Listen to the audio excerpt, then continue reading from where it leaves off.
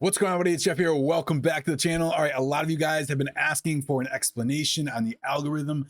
I'm going to give you a complete rundown of a trade that was taken today, the thesis behind what was coded inside the algorithm, why the setup works, and how you can do this exactly for yourself. I'll break everything down for you guys. So let's get right into it. First off, I've been keeping an eye on semiconductors as of lately, more specifically AMD and NVIDIA. Now, I generally will trade these every single day, but they've just been a little bit closer on my watch because they're starting to roll over, okay? Now, NVIDIA has ran, geez, almost, 200%, almost 200% from where it has from its lows back in October. It's just been on an absolute tear and really hasn't made any significant pullbacks. Had a little bit going into earnings and it just continued to move higher, but it's starting to show a little bit of exhaustion. Volume is getting a little bit slower and the bulls just really aren't able to push it a little higher. AMD is kind of in the same boat. It hasn't run as much per se as percentage wise as NVIDIA, but it's still started showing the signs of rolling over. This has been on my mind for probably, a few weeks. I've mentioned it, okay, inside my videos as well. Now, on a little bit shorter of a time frame, we're starting to see a little bit of a bearish pattern happening, okay? And I have this line drawn right here at about 90.50, and I had mentioned this to everybody, inside the group.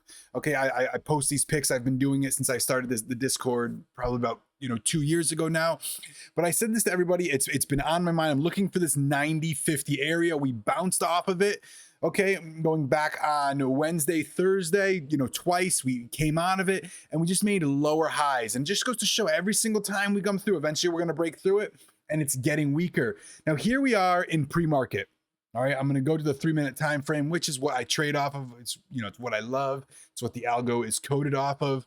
Okay, I'll zoom in for you guys. And you can see I had this 90.50 level. We're weak. We're weak comparative to the entire market. And I was looking if we can get a break below this level to really hold, that I would want to be able to get some puts and ride it down to. I had the 88 level, okay, as my strike. I'm not looking to exactly target. That would be my final target. Obviously, we didn't get there. I always try to, scale out. We want to be able to protect those profits, but also leave some on the table to get those, really big runners there, okay?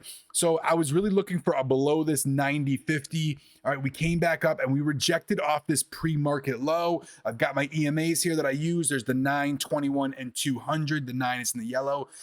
I really use that on like bigger time frames, your 15-minute, your 30-minute, but the 21 is one of my favorite on the 3-minute time frames, okay? So I might have just explained that a little bit quickly to you guys. You might be sitting there saying, I don't really understand that, Jeff. Or you might be looking back hindsight saying, yeah, I can clearly understand where your thesis is coming from. Let's break it down for you guys. Here's trading view. It might show just a little bit different of a picture. You can see this blue line I have here. AMD was just bouncing off of this. And right before market open at about 9 o'clock, we broke through, okay? So we don't chase here. All right. We're not back in 2020, 2021, where you can, buy anything and it'll just keep going higher. We don't chase here. Okay. So you want to make sure that if this were to just drop and sink down to 88, then I would have missed it. And you know what? That I would have been fine with that. But what I'm looking for is something close to this level for the price to come back up, get close to this level to where I want to see that old support act as new resistance. Then I'll be able to scale into some of these puts here. Okay. So I have these two yellows drawn. These are the two signals that were given. All right. And let's just run through this trade for you guys real quick. So as you can see, we came through. That first one hit.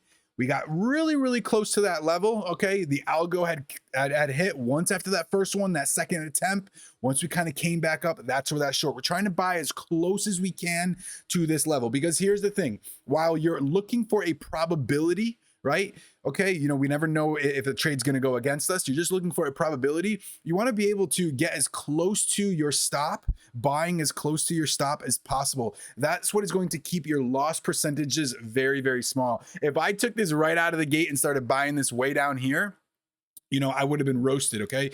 If price had come over this blue line and it looked like we kind of just consolidated, listen, I'm buying a Friday out expiration. It's only Monday. While we might not have had some time for it to continue to move down, I would have gotten out of it. All right. I'm not looking to, hold and hope and pray. And, I'm looking to get in as close as I can to my stop. If it works for me, great. I get a really great risk to reward. And if it doesn't work for me, I get out of it. I take my small loss and I move on. Okay. So this was the first short that came through. went down, moved down a little bit further. Now we were looking for that next level to hold, okay? You can see I have this other blue line. It's a little bit of resistance. My EMAs were curling down, as you can see from this chart. Okay, right here, I'll zoom in even further for you guys. You can see my EMAs are curling down. You want to see, I use, like I said, the 9 and the 21. I look for them to kind of be like smooth, okay, to where they're evenly spaced, and it shows, listen, this is a very confirmed trend. I also use the T200 EMA kind of like, as like a bigger picture bull bear, right? Like if I'm under the 200, I'm going to be looking to get puts. If I'm over the 200, I'm going to be looking to, get calls. Obviously, I will buy the inverse on some of those as well, but it's just kind of like a broader picture for me personally. But here we are. We got my EMAs. I'm in this play already. If I didn't get in at that first time we came down, that's fine. You want to look for it to hold again. Once again, look at this candle right here. Very, very bearish candle right there. Okay. Looks like buyers tried to go up, which was once that little bit of support right there, and immediately came back through, right? Went all the way, kept on going. And here we were, held this beautifully, probably about, I'm gonna say about an hour and a half.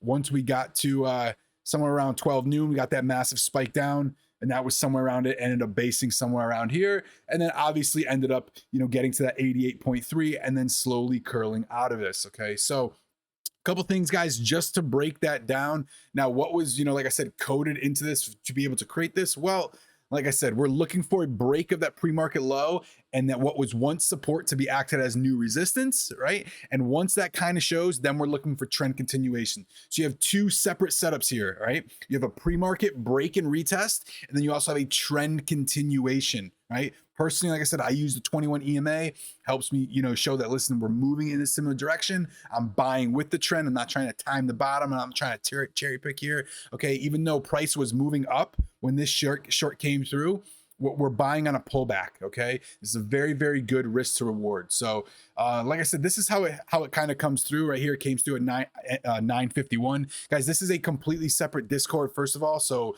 this is not yet shared with anybody. I'm still looking to be able to kind of add a couple things to this, but this is what would come through in the test channel.